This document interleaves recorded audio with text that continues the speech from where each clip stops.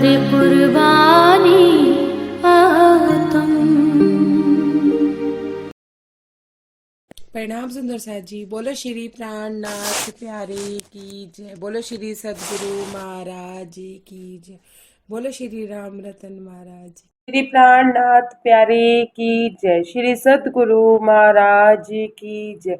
श्री राम रतन महाराज की जय। श्री दादा गुरु महाराज की जय। प्रणाम सुंदर साथ जी। आपके सबके श्री चरणों में मेरा कोटान कोट दंडवत प्रणाम जी। सुंदर साथ जी, प्रसंग चल रहा था जब महाराज जी सागर तट के मेले पे जा रहे थे तो वहां पे छटनी हुई थी। छटनी हजारों की तादाद में महाराज जी के साथ साधु सन्यासी थे, लेकिन महाराज जी ने सेठ लक्ष्मीदास जी को बोला कि आप किसी की टिकट अभी नहीं करवाएंगे, जो जाना चाहते हैं वो अपने खर्चे से चले जाएंगे। ऐसा करते करते सुंदर साथ जी एक जहाज गया, दो जहाज गए, तीन जहाज गए, चार जहाज गए। जब चारों जहाजों पे सेठ जी महाराज जी को पूछने आते हैं कि अब मैं टिकटें कटवा दूं, अब मैं इन मूर्तियों की टिकटें कटवा दूं, तो महाराज जी कहते हैं नहीं, जब कटवानी होंगी मैं तुम्हें खुद बताऊंगा। सुंदर साथ जी, हजारों की तादाद में से सिर्फ 17 ही महात्मा उनके साथ रुके। उन 17 महात्माओं में भी 3 तो वो स्वयं ही थे, कौन? रामानंद जी, देवगिरी जी और महाराज जी। तो बाकी कितने बचे? 14 बचे। सुंदर साथ जी, एक बात जो मैं कल नहीं बता पाई थी, विस्मित हो गई थी मेरे हृदय से, मेरे दिमाग से, वो ये कि हर साल सुंदर साथ जी हमारे साथ बहुत लोग जुड़ते हैं, हर साल जुड़ते हैं। आप कभी भी गौर कीजिएगा, जनवरी से शुरू कर लीजिए साल, चाहे फरवरी से शुरू कर लीजिए, चाहे देसी महीनों से शुरू कर लीजिए, कि हर साल आप हमारे साथ बहुत लोग जुड़ते हैं, माया में भी, और साल के अंत अंत तक कुछ ही हमारे साथ रह जाते हैं। आते हैं चले जाते हैं, आते हैं चले जाते हैं। राज्य तो हमारे जीवन में छटनी करते ही रहते हैं, आए साल होता है सबके साथ ऐसा। सुंदर साथ जी प्रणाम जी, थोड़ा बताते जाइएगा। होता है ना सबके साथ ऐसा कि साल के अंत में कोई बचता नहीं है, कोई इक्का दुक्का लोग या बस वही बचते हैं। तो सुंदर साथ जी बाद में इनमें से भी छटनी हो जाती है। जब इनमें से भी छटनी हो जाती है, पता चल जाता है कि एक राज्य है और एक 12,000 सखी है, बस उसके अलावा हमारा कोई नहीं है। तो फिर जब राज्य मिलते हैं और 12,000 सखियां मिलते हैं ना सुंदर साथ जी, उसमें छटनी नहीं होती है। उसमें वही लोग जो असल में सत्य को चाहते हैं, असल में राज्य को चाहते हैं, वही राज्य से जुड़े रहते हैं। वो राज्य से जुड़े रहते हैं तो सुंदर साथ से भी जुड़े रहते हैं। यहाँ महाराज जी ये बात समझा रहे थे। जब महाराज जी वापिस आए वहाँ मेले पे से जब वापिस आए महाराज जी कलकत्ता में, तो वहां भी वो सत्संग करते थे। तो वहां एक ठाकुर जी थे जो महाराज जी से बहुत प्रभावित थे। महाराज जी के ऊपर इतनी श्रद्धा थी और टूट श्रद्धा थी कि वो महाराज जी के साथ जाना चाहते थे। तो महाराज जी कहते हैं कि उन्होंने, ठाकुर थे, खूब दाढ़ी मूछ भी रखा करते थे, खूब उनका रोब भी था, धोती कुर्ता मस्त पहन के रखते थे। लेकिन उन्होंने क्या किया, सर मुंडवा दिया, दाढ़ी मुंडवा दी, बिल्कुल सफाचट हो गए, साधु वाला वेश धारण कर लिया, एक लंगोटी में आ गए। मतलब कि महाराज जी एक लंगोटी में रहते थे, उन्होंने भी एक लंगोटी धारण कर ली कि मैं आपके जैसा वेश धारण करूंगा तो आप मुझे रख लेंगे। सुंदर साथ जी महाराज जी को उन्होंने अपना समर्पण किया, समर्पण किया, लेकिन कहा नहीं माना, लेकिन कहना नहीं मानते थे। समर्पण था, ऊपरी समर्पण था, अंदरूनी समर्पण नहीं था। ज्ञान था कि महाराज जी पूर्ण ब्रह्म परमात्मा है, जानते थे, पर वो उनकी बात मानते नहीं थे। जैसे हम लोग जानते हैं कि राज्य हमारे आसपास है, सब है, लेकिन हम मानते नहीं है, भूल जाते हैं, माया में है ना, इसलिए भूल जाते हैं, माया से डर जाते हैं। तो महाराज जी कहते हैं कि जानता था वो, लेकिन कोई भी बात वो, मतलब जो बात महाराज जी कहते थे मानता नहीं था। लेकिन उसमें एक गुण था सुंदर साथ जी, उसमें एक गुण क्या था कि वो अपनी गलती मान के महाराज जी को फिर समर्पित हो जाया करता था, तुरंत गलती मान लेता था, कोई आर्गुमेंट्स नहीं करता था, अपनी गलती मान के महाराज जी को समर्पित हो जाया करता था। इसलिए महाराज जी को वो प्यारा भी था। क्यों? क्योंकि हम भी माया में है सुंदर साथ जी। गलतियां तो हमसे भी होती हैं और होती रहेंगी जब तक हम राज्य को मान नहीं जाते। जब तक नहीं मानेंगे तब तक गलतियां होंगी, जब मान जाएंगे तब गलतियां भी नहीं होंगी। अभी माने नहीं है ना, इसलिए गलतियां हो रही हैं।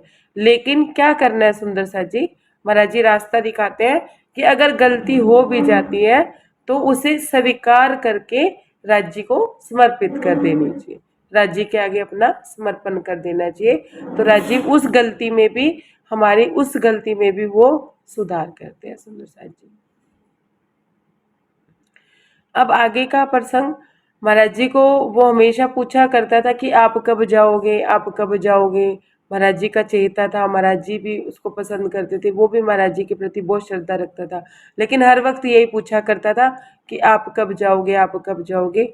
तो महाराज जी के जाने का भी एक बार वक्त आया, पूरा कलकत्ता उनसे मिलने के लिए आया, सबकी आंखों में आंसू थे। महाराज जी कहते हैं कि ऐसा माहौल था वहां जैसे कि कोई मर गया हो, जैसे मैयत पे होता है ना कि सब के चेहरे उतरे हुए हैं, बेढल से हो रहे हैं, तो ऐसा उनका वातावरण था वहां का। महाराज जी कह रहे हैं लेकिन वो नहीं आया था। कौन? ठाकुर। इतनी महाराज जी की ट्रेन चलने वाली थी और महाराज जी कैसे डब्बे में ही खड़े थे, मतलब दरवाजे के आगे ही खड़े थे। तो इतनी देर में उनकी जो पत्नी थी ठकुराइन, वो भीड़ को चीरती हुई आई, भीड़ को चीरते चीरते आके कहती है कि मेरे पति कहाँ है। सुंदर साथ जी प्रसंग ध्यान से सुनेंगे तो वो आगे की बात भी अच्छे से समझ आएगी। महाराज जी को कहती है कि मेरा पति कहाँ है। तो महाराज जी ने कहा कि तुम कैसा चरित्र दिखा रही हो, कैसी अपनी रहनी दिखा रही हो, चिल्ला चिल्ला के तुमने शोर मचा रखा है, तुम्हारा पति हमारे पास क्यों होगा, और हमारा कौन सा काम है जो उसके बिना नहीं होगा, कि हम उसके बिना नहीं कर सकते। अगर मेरा तेरा पति मेरे साथ नहीं हो तो तुम देख लेना, अपना हिसाब लगा लेना कि मैं क्या करूंगा, फिर देख लो। फिर भी उनकी पत्नी नहीं मानी और महाराज जी को हाथ हटा के डब्बे के अंदर दसादस घुस गई। सुंदर साथ जी महाराज जी जो वैल्यू ठाकुर जी के लिए रखते थे वो वैल्यू ठुकराउन के लिए नहीं रखते थे, क्योंकि उनको उनकी पहचान नहीं थी। किसको? ठुकराइन को। वो जो ठाकुर की पत्नी थी उनको महाराज जी की पहचान नहीं थी, तो महाराज जी को ऐसे हाथ मार के वो कैसे भीड़ में घुस गई, जाके भीड़ में घुसी, बैग को अलट पलट करके देखने लगी, सीटों के नीचे ऊपर नीचे। तो जो ठाकुर जी थे वो कहाँ पाए गए? सीट के नीचे। सीट के नीचे वो सो रहे थे और उसके आगे उन्होंने बैग रखे थे, क्योंकि वो छुप के जाना चाहते थे। इसलिए महाराज जी को वो हमेशा पूछा करते थे कि आप कब जाओगे, आप कब जाओगे, कि मैं तैयारी रखूं कि आप जब भी जाओगे मैं आपके साथ चला जाऊं। क्यों? क्योंकि महाराज जी गृहस्थी थे, वो ठाकुर जी गृहस्थी थे। और मांगीलाल का प्रसंग पहले हो चुका था, मांगीलाल की पत्नी ने कितना हंगामा किया था महाराज जी के उस पे, और महाराज जी कभी भी किसी की गृहस्थी नहीं छुड़वाते थे। महाराज जी ने ठाकुर जी को ये समझाया था कि गृहस्थी में ही रह के तुम्हें परमात्मा मिल जाएंगे, तुम इस बात का विश्वास करो। तो महाराज जी उसकी गृहस्थी छुड़वाना नहीं चाहते थे, इसलिए उनको पता था कि वो मुझे लेके नहीं जाएंगे, तो वो छुप के महाराज जी के साथ जाना चाहते थे, इसलिए वो सीट के नीचे सोए हुए थे। उनकी पत्नी ने उनको एकदम से चीख मारी जब उनको देखा। उनको ठाकुर की पत्नी को ये लगा कि महाराज जी ने इनको कुछ खिला पिला दिया या इनके ऊपर कोई वशीकरण कर दिया, इस तरह का कुछ इन्होंने कर दिया है, शायद इस वजह से ये सीट के नीचे पड़ा है। सुंदर साथ जी वो नहीं जानती थी कि वो अपनी मर्जी से वहां पड़े, वो अपनी मर्जी से जा रहे हैं।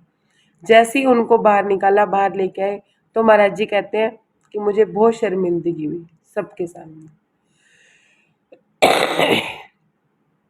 प्रसाद जी ठाकुर जी महाराज जी को समर्पित थे, हम लोग किसको समर्पित है?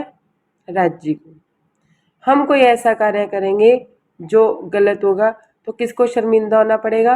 राज जी को होना पड़ेगा ना।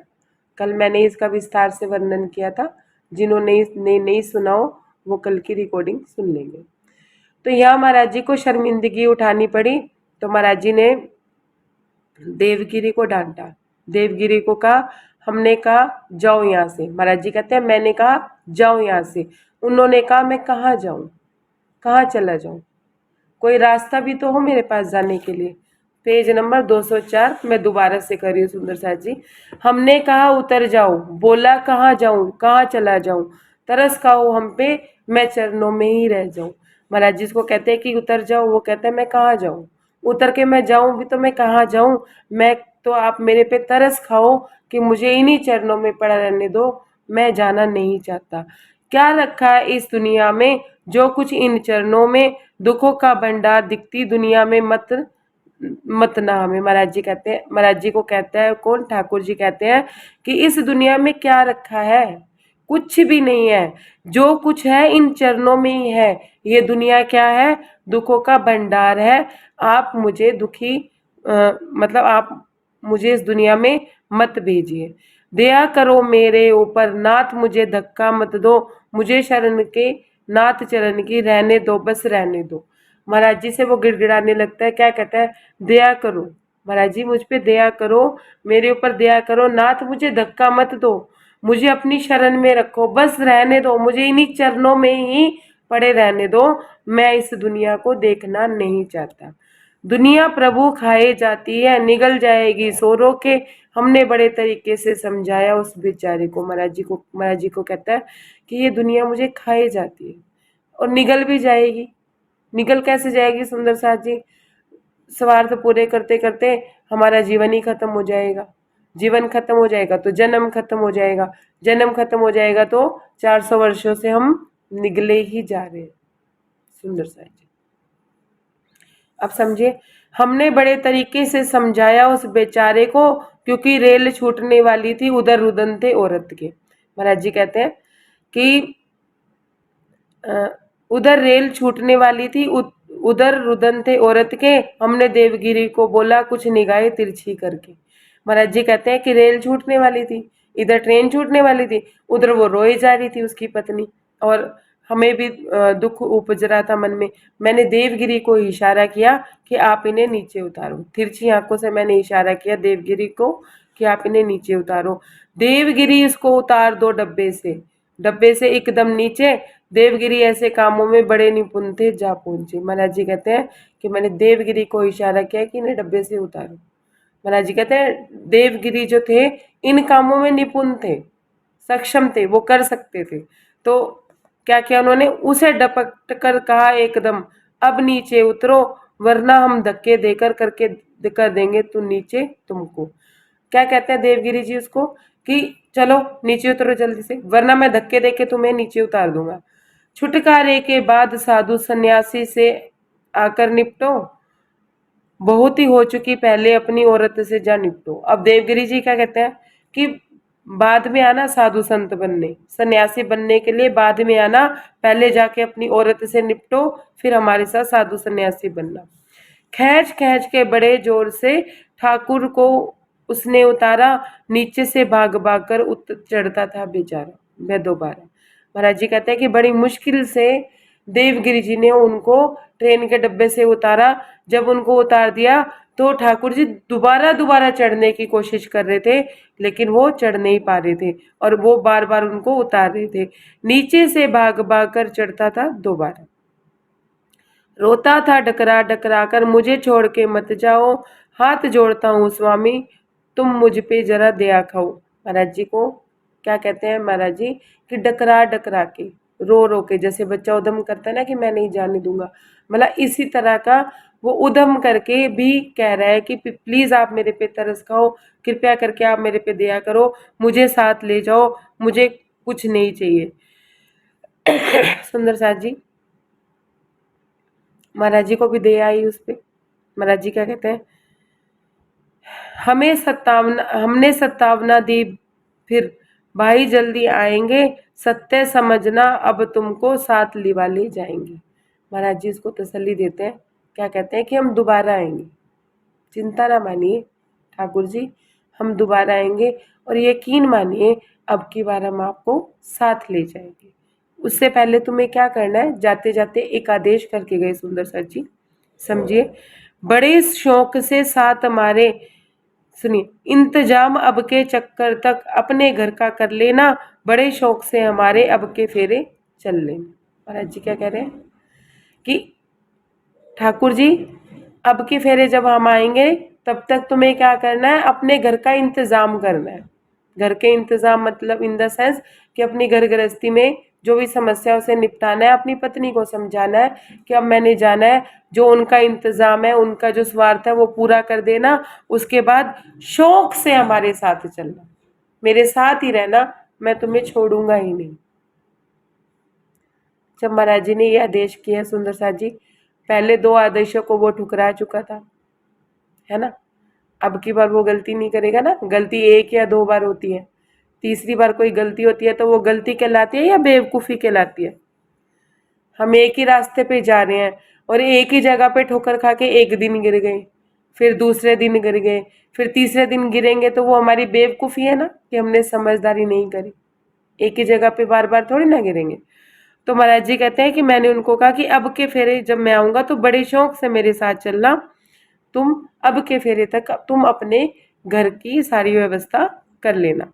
गाड़ी लगी सरकने, इतने में लोगों ने जयकार किया, डब्बे पर फूलों का सबने एक साथ ही वार किया। महाराज जी कहते हैं कि गाड़ी सरकने लगी, लोगों ने जय जयकार करनी शुरू कर दी और डब्बों पे भी उन्होंने फूलों की बौछार करनी शुरू कर दी।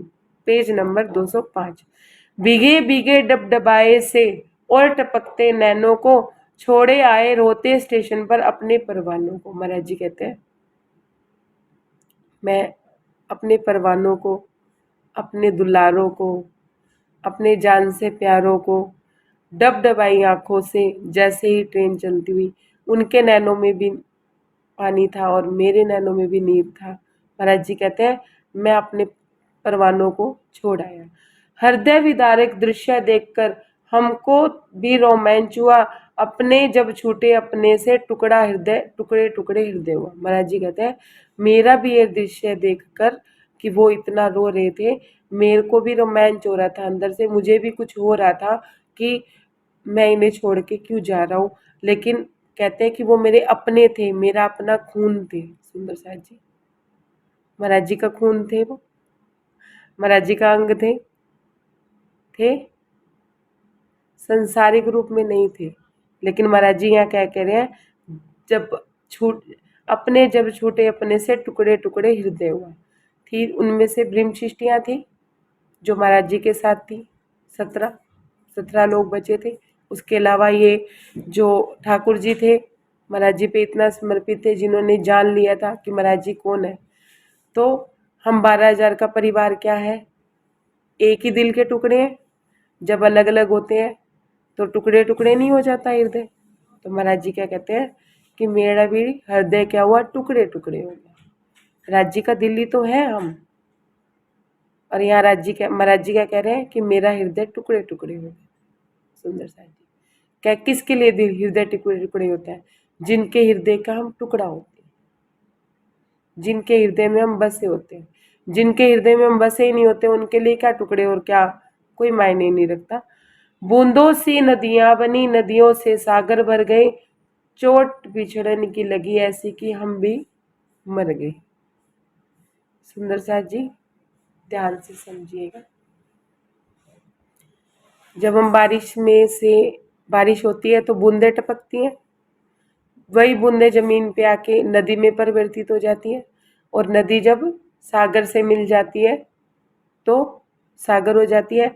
अब जब नदियाँ बिछड़ने लगती हैं तो सागर कहता है मैं भी मरी जाता हूँ। अब महाराज जी क्या कहते हैं कि हम वहाँ से आए 12,000, यहाँ हम मिले, हमारा संग हुआ, हम नदियाँ बने, हम राज्य से मिले, हम सागर बने। अब राज्य से मिलने के बाद भी हम माया में फिर विचलित हो गए, माया में फिर परेशान हो रहे हैं, टेंशन ले रहे हैं, डिप्रेशन हो रहा है।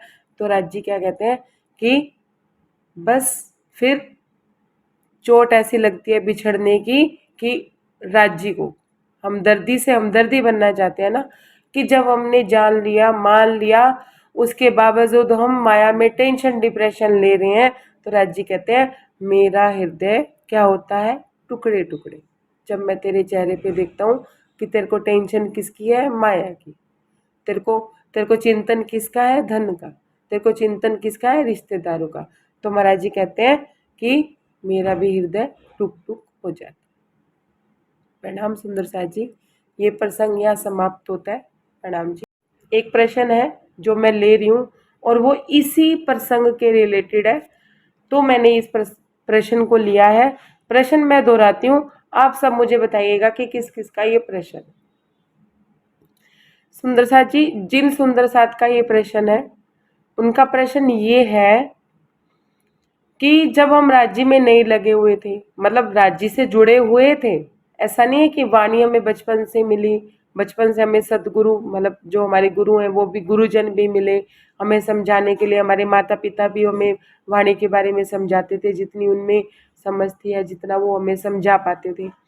लेकिन जब से हमने राज्य को जाना है, ध्यान से समझिएगा, जानने की बात हो रही है, मानने की बात नहीं हो रही है। उन्होंने तो ऐसे ही बोला, जो उन्होंने शब्द बोले मैं वही शब्द रिपीट कर रही हूँ कि जब से हमने राज्य को जाना है ना, तब से ना अंदर में एक दर्द रहता है, एक तकलीफ रहती है, हर समय एक दुख बना रहता है। जबकि माया में अब सबसे पहले से बहुत ज्यादा है। जो समस्या जीवन में पहले थी वो समस्या ही नहीं है, फिर भी मन दुखी रहता है। ऐसा क्यों है सुंदर साथ जी? अब मुझे बताएगा कि ये किस किस का प्रश्न है। जिस जिसका प्रश्न है वो एक बार मुझे बताइए, तो फिर मैं उस प्रश्न का आंसर। अमिता दीदी कह रही है मेरा प्रश्न है, और किसी का कोई प्रश्न नहीं है।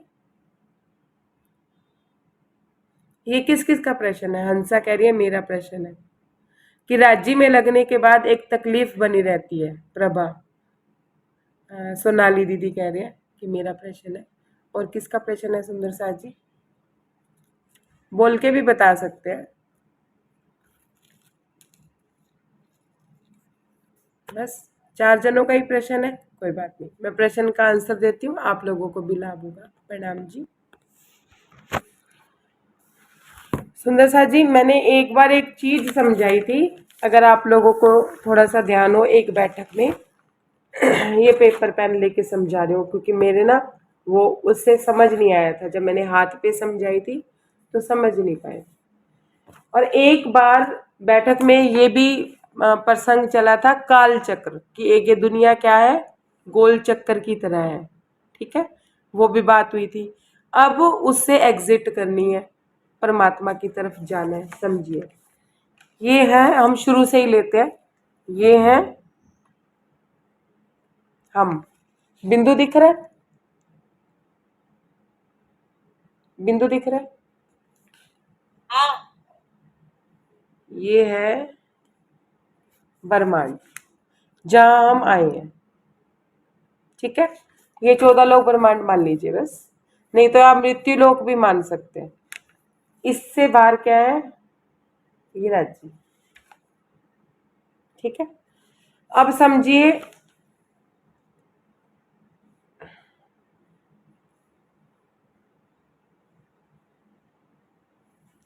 अब समझिए, इसे दिख रहा है ना अच्छे से? जिनको नहीं दिख रहा हो वो बता सकते हैं। अब ये हम हैं, ठीक है। अब ये हमारे माता पिता हैं, फिर ये हमारे भाई बहन हैं, फिर हमारे ये स्कूल के संबंधी है, फिर ये हमारे दोस्त हैं, फिर ये हमारी नौकरी है, फिर ये हमारी बीवी है। ये सारे क्या है? प्रकृति है, ठीक है। ध्यान से समझते जाइएगा, दो एक सुंदर सा स्थिर होके बैठिएगा जिससे कि मैं समझा पाऊं। अब हम पैदा हुए, हमारे माँ बाप ने जो प्रकृति है, हम पैदा हुए, ये समझ लीजिए कि बच्चा स्कूल में गया, स्कूल में जाके जो बड़े बच्चे हैं, बड़ी क्लास के बच्चे हैं, वो उनकी रैगिंग कर रहे हैं। क्या रैगिंग कर रहे हैं? कि तुम स्कूल में आए हो, तुम्हें स्कूल में हमारे हिसाब से चलना पड़ेगा, ठीक है। क्यों? क्योंकि जो भी छोटा बच्चा स्कूल में आता है उसको हमारे हिसाब से ही चलना पड़ता है। हम जा कहीं वहीं खेलना पड़ेगा, यही मैदान है यहीं खेलना पड़ेगा, और ये लाइब्रेरी है यहीं पढ़ना पड़ेगा, क्लास में जाना पड़ेगा, बैठक में आना पड़ेगा। मतलब इस तरह की बात बच्चे से कही जाती है। ये हम हैं, हम पैदा हुए, हमें क्या कहा जाता है? स्कूल में जाना है, अच्छी भाई बहनों के साथ प्रेम व्यवहार करना है, ठीक है। और फिर हमें स्कूल में जाके एक अच्छी पोजीशन, अच्छी पढ़ाई करके एक अच्छी पोजीशन पे एक नौकरी पानी है। उसके बाद हमें शादी करनी है, बच्चे पैदा करने हैं, बच्चों को संभालना है, बच्चों को संभाल के बच्चों को स्टैंड करना है। बच्चों को स्टैंड करने के बाद शरीर में इतना दम नहीं बचा और मर जाना। ये क्या हालत है जीव की, जो जैसा कर्म करेगा वैसा फिर उसको जन्म मिलेगा। ये क्या है सुंदर साथ जी? काल चक्र। समझ आ रही है? पिछले 400 वर्षों से यही करते आ रहे हैं सुंदर साथ जी। जवाब देते जाइएगा तो मेरे से बात निकलेगी, नहीं तो फिर बात नहीं निकलेगी। इतनी बात समझ आ गई? अब ये चीज जो है, अब इसको वाणी मिली हुई है, राज्य मिले हुए हैं, सब मिला हुआ है। अब हम ही है ना, ये बचपन से जिनको वाणी मिली है उनकी बात हो रही है। हम क्या कहते हैं कि ये जो बाहर है ना, ये क्या है? अब ध्यान से समझिएगा, बहुत ध्यान से समझिएगा। हम छोटे बच्चे की तरह यहाँ भोगते हैं मतलब भोग रहे हैं। क्या भोग रहे हैं? इस जन्म को भोग रहे हैं। अब भोगते भोगते इधर से भी दुख मिल रहा है, इधर से भी दुख मिल रहा है, करते करते हम क्या कहते हैं कि हम कितना भी कर लें, ये कोई हमें प्यार ही नहीं करता, कोई हमें दुलार ही नहीं करता। जरा सा किसी का मना कर दो, वो डांटने पीटने लग जाता है। अब समझिए, एक बच्चे का उदाहरण मैंने दिया था कि ये मान लो ये बच्चा है, वो स्कूल आया। अब ये स्कूल आया, इसने देखा ये लोग खेल खेल में भी मार रहे हैं। जब मैं खेलता हूँ तब भी मारते हैं, पढ़ता हूँ तो सिर पे पीछे से चपत मार देते हैं। और मैं नौकरी पे गया तो मालिक भी इतना इतना लोड दे रहा है कि मैं पिट रहा हूँ। अब इस बच्चे ने क्या किया? इस बच्चे ने कहा कि मेरे पापा मुझे स्कूल छोड़ने आए थे, मुझे मेरे पापा के पास जाना है, मुझे तुम में से किसी से मतलब ही नहीं है। अब हम यहाँ फंसे हुए। हमने क्या कहा? हमें तुम लोगों से, किन से? अपने रिश्तेदारों से, अपने नातेदारों से हमने कहा हमें तुम्हारी जरूरत ही नहीं है, हमें क्या चाहिए? राज्य। सुंदर साथ जी, ध्यान से समझिएगा, बात बड़ी गहरी है, समझाने में आएगी या नहीं आएगी मुझे नहीं पता, पर मैं राज्य से ही प्रार्थना करके बैठी थी कि आप ही समझाइएगा, मैं नहीं, इतना नहीं समझा पाऊंगी। अब जब इसने ऐसा कह दिया कि मुझे इनसे कोई मतलब ही नहीं है, मुझे मेरे बाहर बैठे पप्पा से मिलना है, बस बात ही खत्म, मुझे स्कूल ही नहीं आना है। अब हमने ये कह दिया कि हमें ये रिश्ते नातों से कोई मतलब ही नहीं है, हमें क्या चाहिए? राज्य। सुंदर सा जी, अभी यहाँ से बाहर निकलने की कोशिश करेगा ना, यहाँ तक कि आने की कोशिश करेगा, ये कोशिश ही दुख का कारण बनती है, समझ लीजिए। जब ये रिश्तेदारों से बाहर निकलने की कोशिश करेगा, सगे संबंधियों से बाहर निकलने की कोशिश करेगा, वही दुख का कारण बनेगी। और ये दुख कहाँ से आया? अभी माया में पहले दुख नहीं लग रहा था, पहले तो ये दुख लग रहा था कि मैं करता नहीं इनका तो मुझे ये लोग मुझे प्यार नहीं करते, मुझे प्रेम नहीं करते, मैं इनका करता रहो तो मुझे प्यार दुलार करते हैं, क्योंकि पहले तो वो भोग रहा था, इस चीज को भोग रहा था। अब इसको यहाँ से दुख कैसे पैदा हुआ? क्योंकि इसको यहाँ से प्रेम हो गया। कहाँ से प्रेम हो गया? राज्य से प्रेम हो गया। बात समझ आ रही है? मतलब उसको अपने पप्पा से प्रेम हो गया कि मेरे पप्पा के अलावा मुझे कोई प्यार नहीं करता, यहाँ पे सब मुझे इस्तेमाल कर रहे हैं, अपनी मर्जी से मुझे खिला रहे हैं, अपनी मर्जी से मेरा सब कर रहे हैं, मेरे को तो बाहर जाके अपने पप्पा से मिलना है। मैं बच्चे का भी उदाहरण देती जा रही हूँ और मैं अपना भी देती जा रही हूँ, हम सब का देती जा रही हूँ कि ये दुख का कारण ये बना। अब ये जब इन रिश्तेदारों से निकलना चाहता है तो पहले तो यही रोक के रखते हैं, इसको निकलने नहीं दिया जाता इनको। पहले तो यही प्यार से, डांट के, दुलार से, वही माया के कई कई रूप, चंचल चतुर चपल, कितने कितने रूप है माया के, वही नहीं निकलने दे रहे। और किसी तरह से ये रिश्तेदारों से निकल के यहाँ तक आ जाता है ना, यहाँ तक, इस दीवार तक जो मैंने बड़ी सी बनाई, गोल चक्कर तक, जिसके अंदर ये मृत्यु लोक है, वहां तक आने की जब कोशिश करता है तो यहाँ आके ये भी अटक जाता है। क्यों? क्योंकि ये क्या है? प्रकृति। प्रकृति से ही पैदा हुआ, प्रकृति में ही पला बड़ा और प्रकृति से ही मिलना चाहता है, प्रकृति के मालिक से। अब यहाँ आके ये सारी विधियां कर रहा है। क्या कर रहा है? वाणी मंथन कर रहा है, चितवनी कर रहा है, चर्चनी कर रहा है, कीर्तन कर रहा है, कूद फांद रहा है, नाम जप कर रहा है, सब कुछ कर रहा है, तारतम मंत्र जप रहा है, सब कुछ कर रहा है, लेकिन यहाँ से निकल नहीं पा रहा। और पीछे से, अच्छा ये जब ये सारी विधियां वो कर रहे हैं ना, पीछे से थपेड़े पड़े जा रहे हैं माया के, माया के लोगों के। है परिस्थिति ये या नहीं सुंदर साथ जी, मुझे थोड़ा बताते जाइएगा कि परिस्थिति ये है या नहीं। हम राज्य को पाने के लिए सब कुछ कर रहे हैं, है ना? ऐसी परिस्थिति है ना कि सब कुछ कर रहे हैं, राज्य तो मिल ही नहीं रहे हैं, और पीछे से थपेड़े और पड़ रहे हैं माया के। और यहाँ क्या है, ये बंदा दुखी है, अब ये बंदा दुखी है। अब राज्य क्या कर रहे हैं सुंदर सा जी, अब ध्यान से समझिएगा, ध्यान से, बहुत ध्यान से समझिएगा। अब रूह कह रही है कि राजी मैं क्या करूं ऐसा जिससे आप मुझे मिल जाओ, मैं सेवा करूं, मैं चर्चनी सीखूं, मैं वाणी मंथन करूं, मैं क्या करूं जो मुझे ऐसा मिल जाए।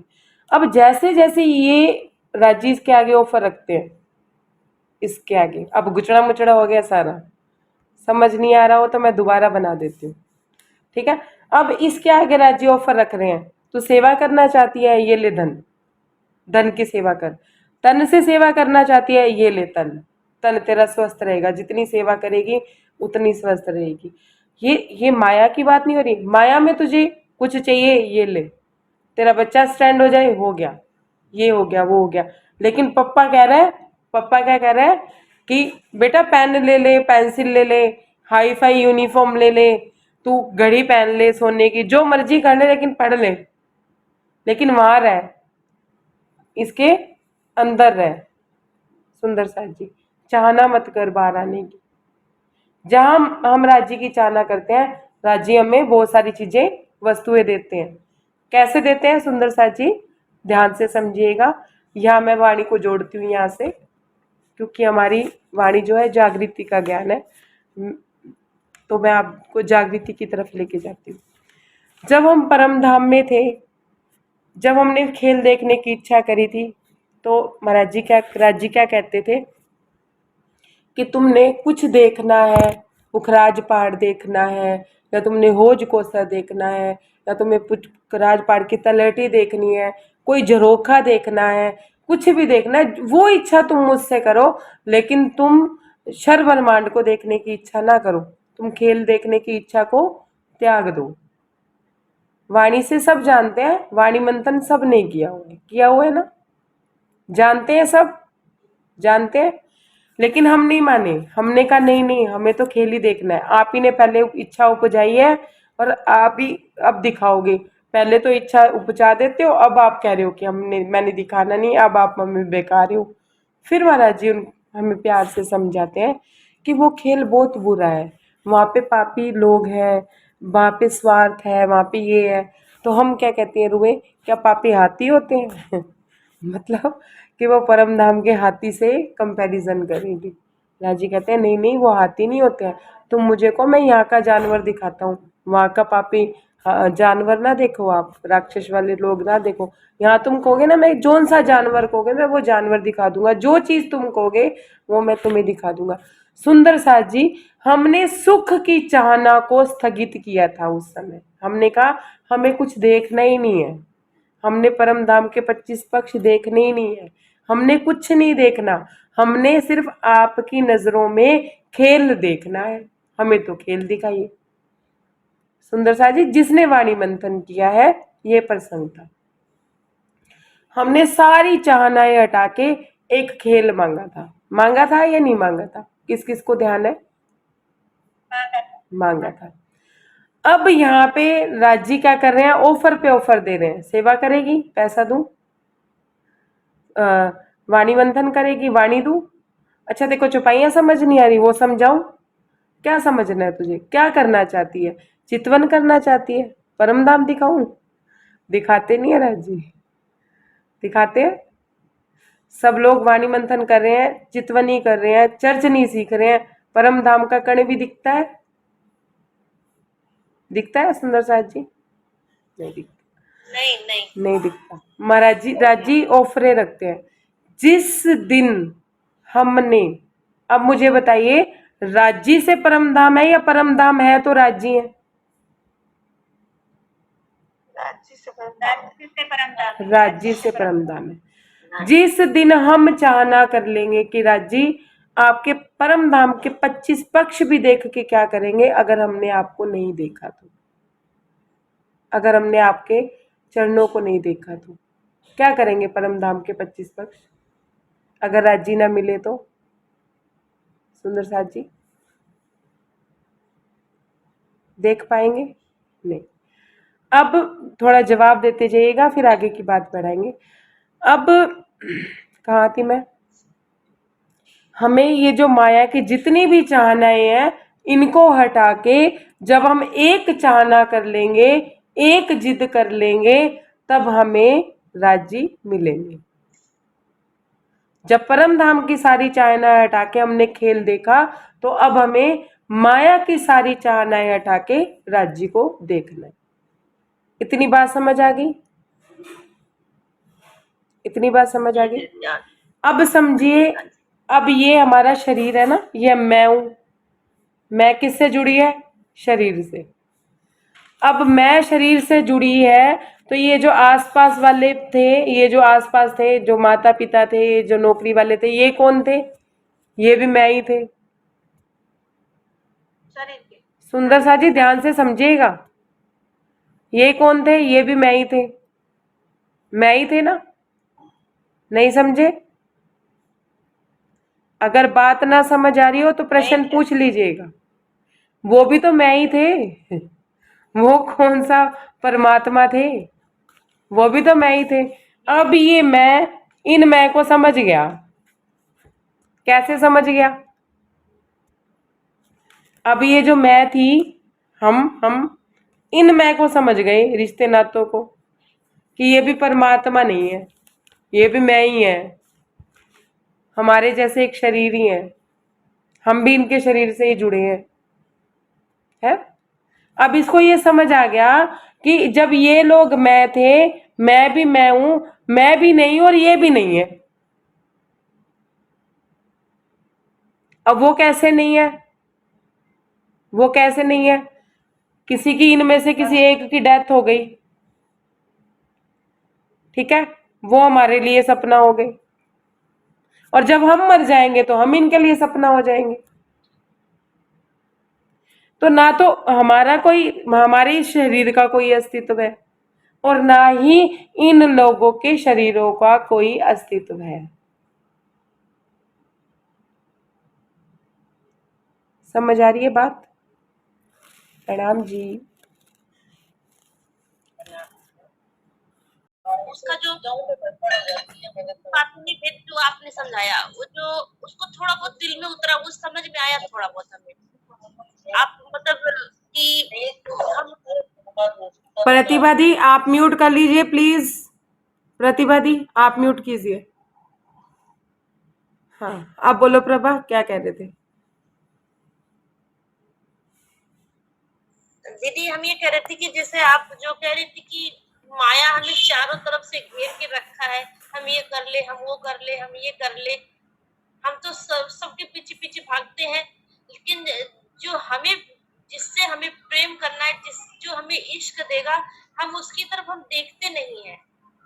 जैसा जो आप समझा रही हैं, मतलब जैसे कि मुझे इसका मतलब जो हमें यही समझ में आ रहा है कि जिससे हमारा नाता है, जिसके चरणों में हम बैठे, उसको तो हम ध्यान देते नहीं है। हमारी मतलब हम जैसे वहाँ चर्चा सुन रहे, वहाँ चर्चा नहीं सुन रहे, वहाँ चर्चा नहीं सुन रहे हैं, तो वो तो सुन रहे हैं, लेकिन जिसको हमें जिससे हमें चाहत करनी है, वो उससे हम कर ही नहीं रहे हैं ना। सही बात है कि नहीं? मैं ये कहना चाह रही थी, मैंने कहा जो रिकॉर्डिंग सुनते हैं उनको ये बात कैसे समझ आएगी जो मैंने आप लोगों को बना के दिखाया। ये फिर मैंने ये समझाया कि बाहर कौन है अंदर कौन है, उनको रिकॉर्डिंग में नहीं समझ आएगी ना। मैं ये कहना चाह रही थी, मेरे कहने का भाव ये भी था। और ये बात बिल्कुल, ये जो प्रभा कह रही है ना बात, यही बात मैं आप लोगों को समझाना चाहती हूँ, और महाराज जी भी यही समझाना चाहते हैं। अब मुझे बता दीजिए, महाराज जी के पास वाणी नहीं थी, सुंदर साथ नहीं थे दादा गुरु महाराज से मिले, तो दादा गुरु महाराज ने क्या किया? उन्हें क्या कहा? 108 बार तारतम की माला करना, 108 बार मेर सगर का पाठ करना, ऐसा बोला था। और आगे महाराज जी जब आगे जागनी कार्य कर रहे हैं, रामानंद जी को जगा रहे हैं, या जो जो सुंदर साथ जगते जा रहे हैं, जो 17 सुंदर साथ भी उनके साथ रहे, सुंदर साथ जी, महाराज जी ने उनको क्या कहा? परिक्रमा करो, 108 बार तारतम का पाठ करो। नहीं है नहीं तारतम की माला कर रहे हैं, 108 बार तारतम की माला करने में कितना टाइम लगता है? पौना घंटा। है पौना घंटा कर तो रही हैं, लेकिन मन उस पौने घंटे में ब्रह्मांड घुमाया, दुनिया घुमाया है सारी। है और पौने घंटे के बाद भी मन माला में नहीं लग रहा है। फिर वो कहे माला फेरी ते दिल नू चोट ना लगी, ओ की माला फेरी। है? वो माला फेरना सही है, या कि जितनी देर बैठे हो अपने तन और मन, सुंदर साथ जी, मैं यूं नहीं कहती माला नहीं फेरनी। माला फेरने का मतलब ये नहीं होता कि हम यूं मन के हिलाते जाएं। तारतम मंत्र का मतलब ये नहीं है कि मन के फेरते जाएं। तारतम मंत्र का मतलब है कि हमारा एक एक शब्द पे ऐसा ध्यान हो कि साक्षात राज्य से हम कह रहे हैं कि राज्य हमारे सामने विराजमान है और हम राज्य से बात कर रहे हैं, राज्य हमसे बात कर रहे हैं। तारतम मंत्र का असली बात ये है कि वो बैठे सामने, हम उनसे बात कर रहे हैं, वो हमारे से बात कर रहे हैं। सुंदर शाह जी, फिर दूसरी बात ये है कि उस तारतम मंत्र, सुंदर शाह जी, उस तारतम मंत्र को जब हम शब्दों को हम बोलते हैं और हम ये सोचते हैं कि हम राज्य के सामने बैठे उनसे बात कर रहे हैं, जो राज्य हमें शब्द कह रहे हैं तारतम मंत्र के, उसको जीवन में उतारना असली मंत्र है। वो मास्टर की तब बनती है जब हम जीवन में उतार लेते हैं, जीवन में तो उतरा नहीं। मैं अपनी भी बात कर रही हूँ सुंदर साथ जी, आप सब लोगों की नहीं, मैं भी बीच में ही आती हूँ कि हमारे जीवन में तो उतरा नहीं और हम 108 बार माला कर रहे हैं। ए सतवानी मंत्र के ले वो जो इसको सार, इस सार में कई सुख, सो मैं निर्णय करूं निर्धार कि मैं इस वाणी को तो मतूंगी, ठीक है, इसका सार भी लूंगी और उसको अपने जीवन में भी उतारूंगी। वचन दे रहे हैं राज्य को, ए सुख दो ब्रह्म शिष्ट को तो मैं अंगना नार। अच्छा, पहले मैं सुख लूंगी, फिर मैं आगे सुख दूंगी। अभी सुख लिए ही नहीं, सुख तो अभी लिए ही नहीं, देने की बात पहले कैसे करोगे? 108 बार तारतम पढ़ोगे तो हरीश भाई पता है क्या कहते हैं? 108 बार तारतम पढ़ते हैं और 108 बार झूठ बोलते हैं राज्य से। ए सतवानी मंत्र के लिए वो जो इसको मंत्र गा रहे हैं, मंथन कर रहे हैं, पढ़ रहे हैं। 500 चपाइयां रोज की पढ़ दी, 1000 चपाइयां रोज की पढ़ दी, है मत खा रहे हैं। समझ रहे हैं आप? मतलब इस तरह की बात अपने महाराज जी ने कहीं भी किसी को कोई तारतम देने के बाद या तारतम दिया या नहीं दिया, इस बात में भी कोई बात नहीं आ रही कि महाराज जी ने किसी को तारतम दिया है। और उसके बाद भी महाराज जी ये कह रहे हैं कि परिक्रमा करो। क्या कहा महाराज जी ने ठाकुर जी को जाते वक्त? क्या कहा था? पहले तुम अपने घर की व्यवस्था बिठा लो, हम दोबारा आएंगे और तुम्हें साथ लिवा ले जाएंगे। अपने घर की व्यवस्था, सुंदर सा जी, इसका बातूनी भेद समझी। कौन से घर की व्यवस्था? भौतिक घर की व्यवस्था तो कभी सुधरने वाली है? पत्नी को 10 लाख दे दो तो भी पत्नी कहीं 20 दे दो, 50 दे दो, तो उसकी भूख मिटेगी? अपने घर की व्यवस्था मतलब अपनी मन स्थिति को तुम पहले संभालो। हमारे घर की व्यवस्था क्या है? ये जो 4 मेंबरों का घर है, ये अवस्था है हमारे घर की। हमारा घर क्या है?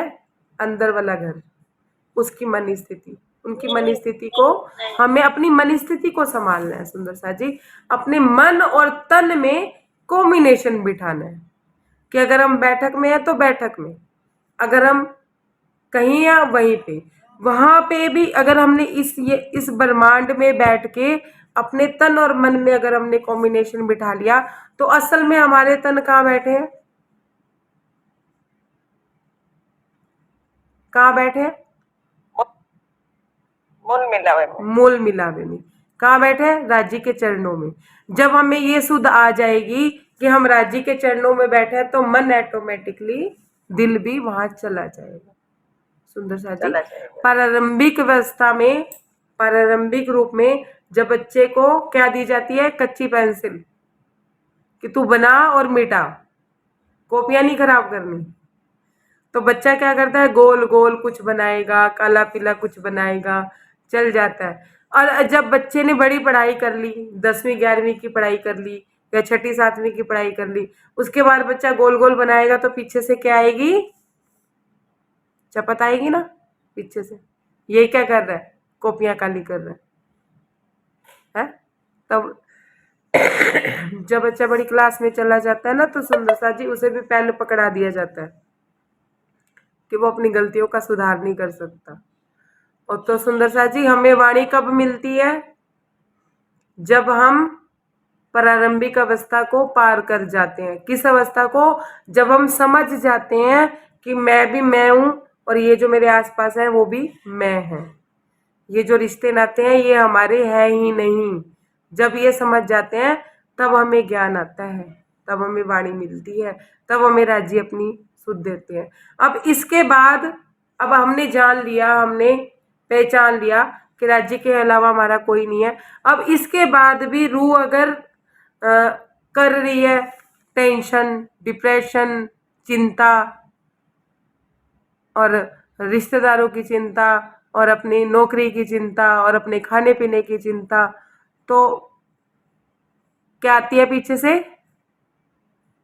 क्या आती है पीछे से? सुंदर सा जी कोई बताएगा फिर पीछे से क्या आता है? राज्य की चपत आती है फिर पीछे से। आती है नहीं आती है? कोई सुन रहा है लेकिन समझ नहीं रहा है बात को, है समझ नहीं रहा है बात को। हम सुन रहे दीदी। समझ तो नहीं आ रही ना, सुनने से क्या होता है? जवाब नहीं दे रहे इसका मतलब समझ नहीं आ रही। क्या बोला दीदी, क्या बोला आपने? मैंने ये बोला, फिर से समझो। और मैं शुरू से समझाऊं कि जो बच्चे को पेंसिल दे दी जाती है। पहले से तो सुना है लेकिन प्रश्न आपने क्या किया? मैंने प्रश्न ये किया कि जब वाणी मिल गई, सब मिल गया, हम राज्य को अच्छे से जान गए, ठीक है, और मान नहीं रहे हैं, और उसके बाद भी हम चिंता कर रहे हैं, टेंशन कर रहे हैं, डिप्रेशन कर रहे हैं, तो पीछे से क्या आती है? क्या आती है? चपत। महाराज जी ने क्या किया? देवगिरी को क्या कहा? इसको नीचे उतार गाड़ी पे से। महाराज जी ने खुद उतारा। तो फिर पीछे से चपत आती है सुंदर साथ जी, गुनाह लग जाता है। बड़ी बड़ी मतलब दीदी वो बता रहे ना अरुण भैया पीछे, चपट, डंडा, कुछ भी समझो। देखो रूप सिंह भैया बता रहे हैं कि ये चपत, फिर पीछे से चपत आती है। महाराज जी क्या कह रहे हैं? गाड़ी से उतारो देवगिरी से। वो बेचारा कपाट क्या कह रहे हैं महाराज जी? देवगिरी को इशारे से, तिरछी नजरों से, उठाओ इसे नीचे भगाओ। बेटे अभी इसका टाइम नहीं है। क्यों? क्योंकि उसने राज्य को शर्मिंदा किया है। अब आप राज्य की चितवन में बैठे हैं। अब सुंदर सा जी जरा व्यवहार बदलिएगा अपना और मैं अपना भी। अब हम राज्य की सोच में बैठे हैं, अब हम चिंता करेंगे, डिप्रेशन, माया को सोचेंगे।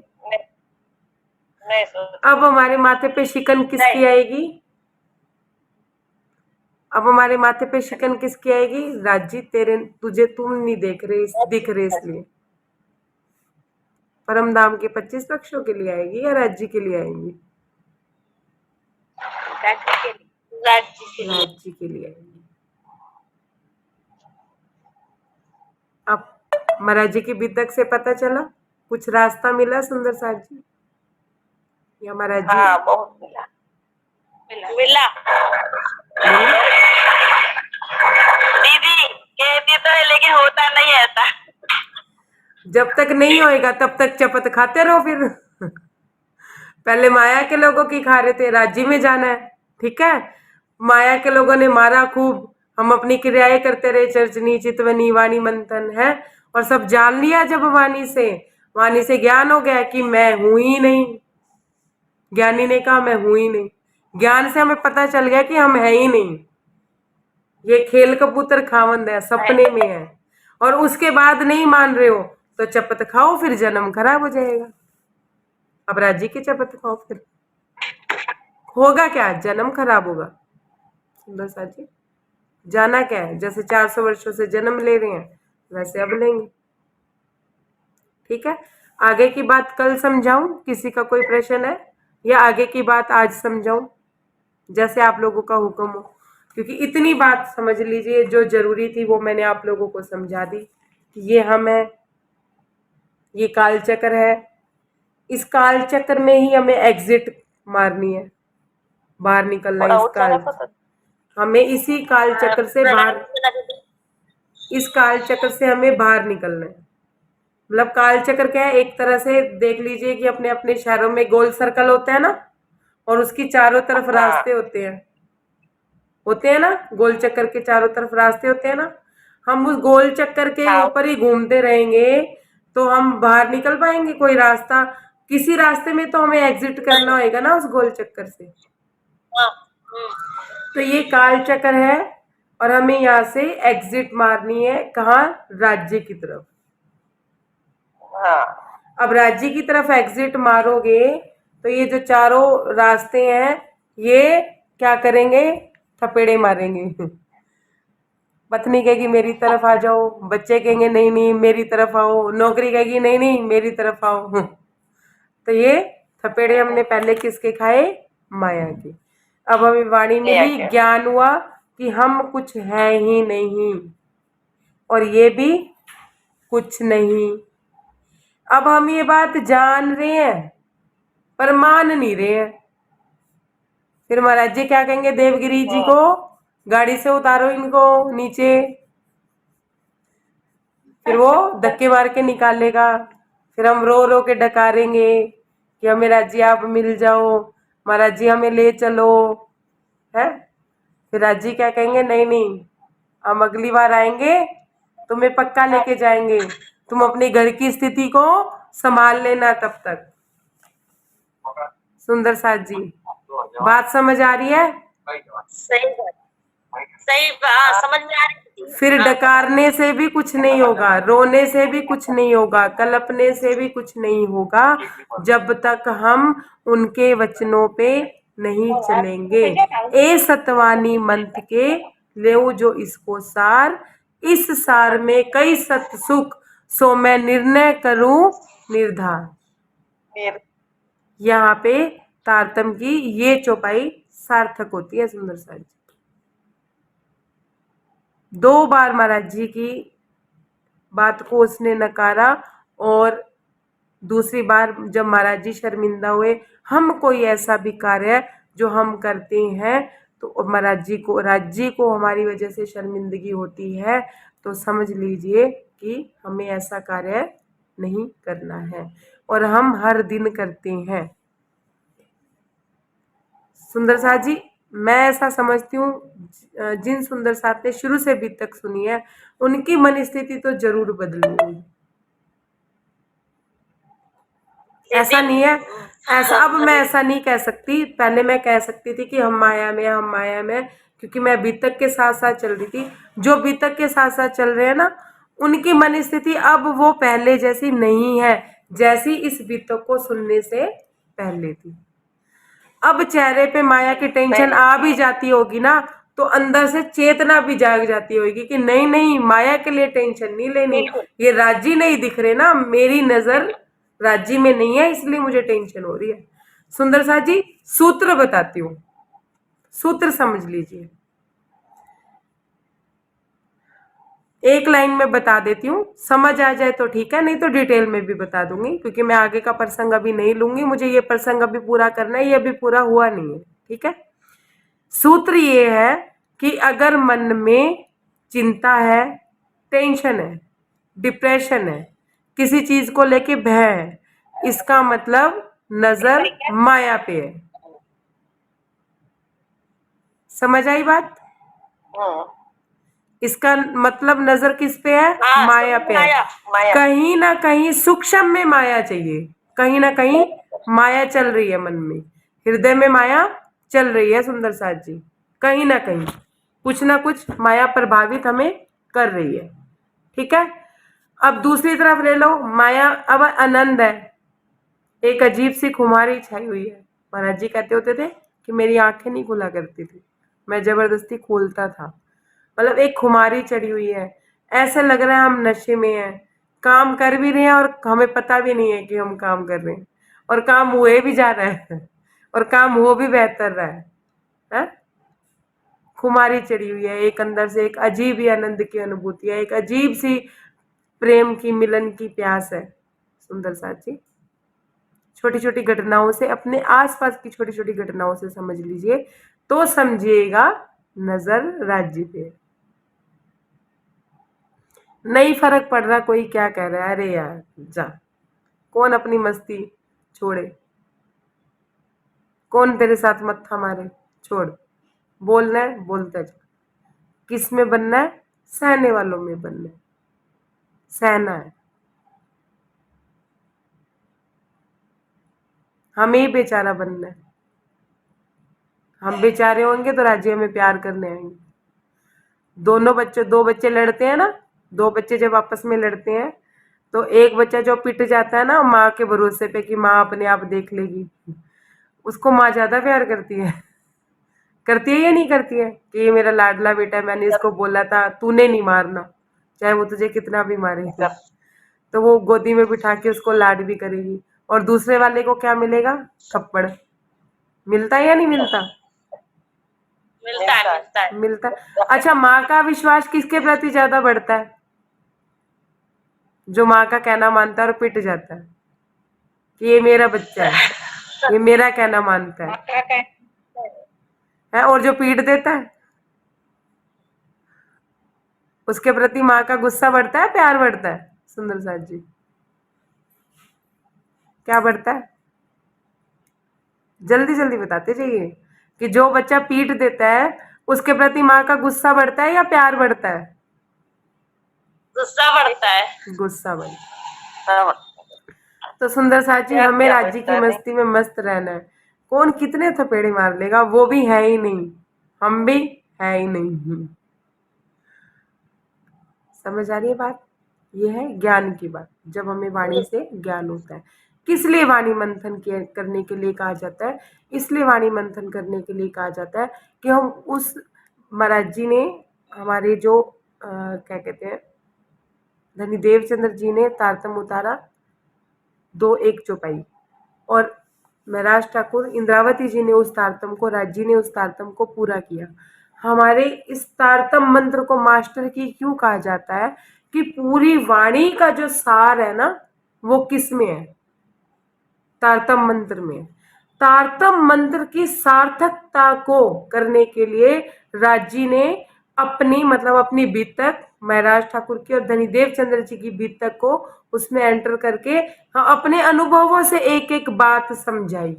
जैसे महाराज जी हमें अपने अनुभवों से एक एक बात समझा रहे हैं। इसलिए हमें वाणी को पढ़ने के लिए कहा जाता है कि हम उनकी एक एक बात को समझ जाएं डिटेल में। वो मैं कहती होती थी पहले भी। मेरे को मेरे जो मतलब महापुरुष सुंदर सा था ना, उन्होंने मेरे को क्या बोला कि वाणी पढ़ते हो? मैंने कहा हाँ पढ़ती हूँ। एक पढ़ते हो? मैंने कहा हाँ वाणी पढ़ती हूँ। कितना पढ़ते हो? मैंने कहा 500 चपाइयाँ रोज की पढ़ती हूँ। तो मुझे पता है क्या कहते हैं, अब वाणी पढ़ना छोड़ दो, अब वाणी पढ़ो मत, अब वाणी मंथन करो। ठीक है, अब वाणी मंथन करोगे ना तो तुम्हें डिटेल समझ आएगी। फिर उन्होंने ना मेरे को एक का बोला कि इनका टीका पढ़ो। मैंने कहा नहीं, राजन स्वामी जी का टीका मुझे तो थोड़ा ज़्यादा अच्छा लगता है। उसमें ना डिटेल बहुत बताई हुई है, उन्होंने मेरे से ऐसे बोला। तो मैंने कहा मैं तो मोटी बुद्धि हूँ, मुझे तो बात जल्दी से समझ आती ही नहीं जब तक कोई डिटेल में ना बताए। तो सुंदर साथ जी, हम भी मोटी बुद्धि हैं। मैं अपनी बात कर रही हूँ कि तारतम्य में सब कुछ है, लेकिन हमें वाणी इसलिए मंथन करनी है क्योंकि उसमें उनका पूरा सार ही है, मतलब डिटेल में सारी बात अपने अनुभवों से बताई हुई है। जैसे अब हमें भी समझ आने लगा है ना कि माया में छोटे छोटे अनुभव कैसे होते हैं, छोटी छोटी बात कैसे होती है। एक पति एक पत्नी का पति जब उससे दूर चला जाए किसी वजह से, तो उसके अंदर में कैसे हृदय में अंदर अंदर बात रहती है कि वो है नहीं यहाँ पे, वो गए हुए हैं। ऐसे हमें राज्य के लिए महसूस करना है। जब राज्य के लिए ऐसा महसूस होने लगता है तो हमें राज्य से प्रीत होनी शुरू हो जाती है। सुंदर सा जी, छोटी छोटी माया की घटनाओं से ही राज्य ने सब कुछ सीखा। महाराज जी ने अपनी माया की घटनाओं से ही सब कुछ सीखा, अपनी परिस्थितियों से ही सब कुछ सीखा, क्योंकि वो परिस्थितियां किसकी बनाई हुई थी? वो परिस्थितियां राज्य की बनाई हुई थी, राज्य की बनाई हुई थी। हाँ, और राज्य ने परिस्थितियां क्रिएट की थी हमें समझाने के लिए। माँ ने बच्चे को समझाने के लिए ए फॉर एप्पल बना दिया है, ठीक है, ए लिखा, उसके आगे एप्पल बना दिया कि बच्चे को अच्छे से समझ आ जाए। नहीं समझ आया तो माँ ने उसको एप्पल दिखा दिया। ध्यान से समझिएगा, मैं उदाहरण दे रही हूँ, उसको एप्पल दिखा दिया। अब बच्चा फोटो देख के नहीं समझा, लेकिन जब माँ ने दिखा दिया ना, बेटा देखो ए फॉर एप्पल, अब उसके दिमाग में वो ए फॉर एप्पल गड़ गया, गड़ गया ना। अब मिटेगा हाँ, जब महाराज हाँ। जब दिखा दिया। अब ये परिस्थिति किसने करी? ये परिस्थिति माँ ने करी कि बच्चे को ए फॉर एप्पल सिखाना है। अब जब राज्य ने हमारे सामने परिस्थितियां बनाई, हमें समझ नहीं आई, तो उन्होंने हमें ज्ञान दे दिया कि ये देखो, ये परिस्थिति देखो, और उन्होंने हमें दिखा दिया कि तेरा अपना कौन है। और उसके बाद भी अब बच्चा कहे ए फॉर एप्पल नहीं, ए फॉर आम, ए फॉर अनार, फिर चपत पड़ेगी नहीं पड़ेगी? पड़ेगी। हाँ, पड़ेगी। पड़ेगी ना। तो अब चपत खानी है या समझ जाना है? समझना है। अब बच्चे को ए फॉर एप्पल बोल देना चाहिए और उसे मान लेना चाहिए, या अभी भी ए फॉर अनार, ए फॉर आम? मान लेना चाहिए, मान लेना चाहिए। और जब तक नहीं मानेगा ना, माँ भी 2 थप्पड़ मार के ही समझाएगी। कहते हैं ना कि जब बच्चे को समझाना हो, बच्चा नहीं समझता, तो एक थप्पड़ मार के जो बात समझाई जाती है ना, वो बच्चे के हृदय में लास्ट तक छुपी जाती है। इसी चक्कर में माएँ बच्चों को मारती हैं। हमें अपना बचपन याद करें ना, कि कोई चीज हमें नहीं समझ आती थी और किसी टीचर ने थप्पड़ मारा हो जिस बात के लिए, वो बात बराबर समझ आती है, आज तक याद होगी, छपी होगी। हाँ, होगी। है। तो ऐसे ही सुंदर साथ जी, इसके आगे की बात अपने कल करेंगे। आज आप इतना ही समझिए कि हम कैसे जब राज्य से वाणी से नहीं जुड़े हुए थे, लेकिन उनको नहीं जानना था। यहाँ बात जानने की आ रही है। जब तक उनको नहीं जाना था, हम अपनी माया में मस्त थे, और जब हमने जान लिया तो हम दुख क्यों महसूस कर रहे हैं? हम दुख इसलिए महसूस कर रहे हैं क्योंकि अब हमें दिखने लगा है, अब हमें प्रैक्टिकल होने लगा है कि कोई हमसे सच्चा प्रेम करता ही नहीं है। कहीं ना कहीं उसके हमारे तन पे भी हाथ लगाने के पीछे कोई स्वार्थ, वो स्वार्थ अब हमें दिखने लगे हैं जो हमें पहले दिख ही नहीं रहे थे। पहले दिखते थे? नहीं दिखते थे ना, नहीं दिखते थे, अभी अब दिखते हैं। सूत्र समझ आया? क्या सूत्र था जो मैंने अभी समझाया?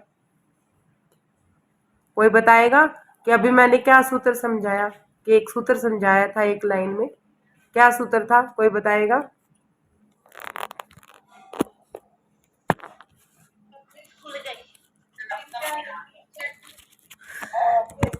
सताए तो समझ लीजिए कि आपकी मतलब आप माया में हो, माया की चाहना में हो।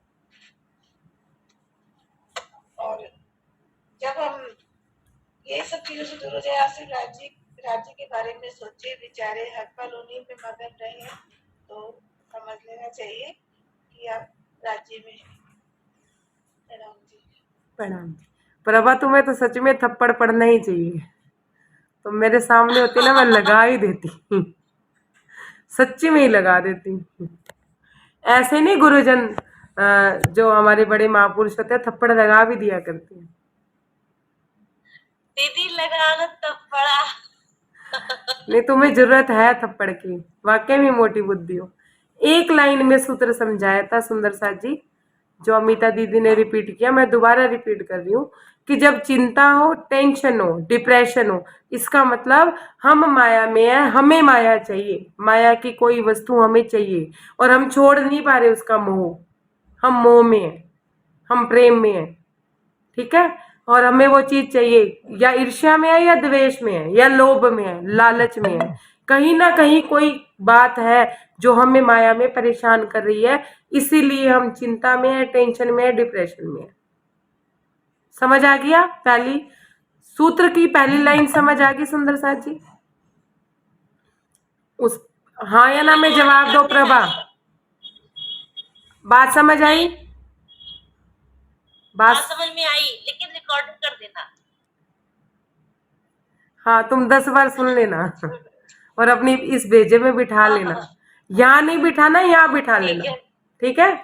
अब सुनो ठीक कि पहली लाइन और किसी को समझ ना आई हो तो वो दोबारा पूछ ले। सुंदर साथ जी, जिस समय चिंता हो जाए, जिस समय भय सताए, जिस समय डर लगे, उसी टाइम ट्रिक कर दो अपने माइंड को, अपने मन को कि हाँ मैं माया में हूँ, मुझे क्या चीज चाहिए माया की जिसके लिए मैं इतनी चिंता कर रही हूँ, और तुरंत जानने के बाद उसका मोह त्याग दो, क्योंकि मैं हूं ही नहीं, तो उस चीज का मेरे पे क्या असर होना है जब मैं हूं ही नहीं, बात ही खत्म। सुंदर साथ जी, अब इसके विपरीत दूसरी बात ले लीजिए। इसके विपरीत हृदय में प्रेम है, आनंद है, एक मीठी मीठी सी लगन है धनी के प्रति, एक मीठा मीठा सा प्यार चल रहा है, एक मीठी मीठी सी तड़प चल रही है, एक मीठा मीठा सा दुलार चल रहा है, राज्य से बात हो रही है, आनंद में है, मस्ती में है, आंखें खोलने का मन ही नहीं कर रहा है, काम कर रहे हैं लेकिन मस्ती में कर रहे हैं, मस्त होके कर रहे हैं, हमें कोई चिंता नहीं, कोई हमें ज्यादा दे रहा है, कम कर दे रहा है, काम भी अच्छे से हो रहा है, हमें कुछ नहीं पता, मतलब हम जान के भी अनजान है और हम अपनी मस्ती में धुन में काम कर रहे हैं। तो सुंदर साथ जी, हम किस में हैं? हम राज्य में। इस मन को कुछ ना कुछ तो सोच नहीं है, चाहे चिंता डिप्रेशन समझा दो या चाहे राज्य समझा दो, मन को तो कुछ ना कुछ सोचना ही होता है ना। ये जो हमें चर्चनी, चितवनी, वाणी मंथन समझाया जाता है, वो इसलिए हमें समझाया जाता है कि हमारा मन माया में ना भागे और इधर भागे। जो हमारे गुरुजन हमें सिखाते हैं, जो हमारे सदगुरु हमें सिखा रहे हैं, वो हम क्या करते हैं? भूल जाते हैं। जैसे अभी प्रभा को बोला, प्रभा भूल गई, प्रभा कहती मैं तो भूल गई, हम भूल जाते हैं। तो आज का होमवर्क है सुंदर साथ जी, ध्यान से सुनिए, आज का होमवर्क क्या है? जब चिंता हो, देख लो किस बात की हो रही है, इसका मतलब माया में है, माया की कोई चीज चाहिए, जिस चीज की चिंता हो रही है उस चीज को त्याग दो, राज्य पे कुर्बान कर दो, राज्य को सौंप दो। इसको मैं कल डिटेल से समझा दूंगी, इसके आगे का प्रसंग यही है, जो आगे का मैंने बताना था ना वो मैं कल समझाऊंगी, तो इसके आगे का वही है। जिस चीज के लिए भय लग रहा है, जिस परिस्थिति से भय लग रहा है, वो परिस्थिति राज्य को सौंप दो, तू जान तेरा जाने काम, मुझे तुझे देखना है। जिस चीज के लिए डिप्रेशन हो रहा हो, वो चीज व्यक्ति भी हो सकता है, वस्तु भी हो सकती है, विचार भी हो सकता है, कोई परिस्थिति भी हो सकती है। अच्छा, मेरे आसपास जो परिस्थितियां बनी है वो तुमने बनाई है, इसका मतलब मेरी परीक्षा चल रही है, अब परीक्षा में पास होना है। और करेगा कौन? पास कौन करेगा सुंदर साथ जी? हम कर लेंगे? हम परीक्षा पास कर लेंगे? नहीं, जब हम राज्य को वो परिस्थिति, वो व्यक्ति, वो विचार सौंप देंगे ना, तो परीक्षा पार हो जाएगी, फिर हो जाएगी। और अगर खुद हल करना चाहोगे तो नहीं होगी। तो आखिरकार मतलब क्या चाहिए? समर्पण। क्या चाहिए? समर्पण। क्या चाहिए? भक्ति। क्या चाहिए? तेरी रजा में राजी। तू चाहता है ना कि मेरे ऊपर पत्थर बरसाए और मैं तेरे आनंद में रहूं, मैं तेरे आनंद में रहूंगी। बरस रहे पत्थर तो बरसने दो। ठीक है। अब आज का होमवर्क ये है कि पल भर की भी चिंता हो तो ट्रिक कर लो अपने आप को कि हम माया में हैं। पल भर का भी टेंशन डिप्रेशन हो, ट्रिक कर लो अपने आप को कि हम माया में हैं। और अगर आनंद में है, अगर हम आनंद में है सुंदर साथ जी, इस परिस्थिति को भी नेगेटिव मतलब इग्नोर ना कर दीजिएगा। जब हम आनंद में है इसका मतलब राज्य हमारे आसपास हैं। ठीक है, वो हमें देख रहे हैं, उनकी नजर तो हमारे पे हर समय। अब अपनी नजरों में राज्य को लाना है, हमारी नजरों में कंकर आया हुआ है। ये बात मैं आप लोगों को विस्तार से समझाऊंगी कल सुंदर साथ जी। आज का होमवर्क यही है, इसी के साथ सब करिएगा। कोई त्रुटि हो तो छोटी बहन बड़ी बहन समझ के क्षमा कीजिएगा। कोई शब्द मैंने गलत कह दियो तो क्षमा कीजिएगा और कल बैठक में आ जाइएगा। प्रणाम जी।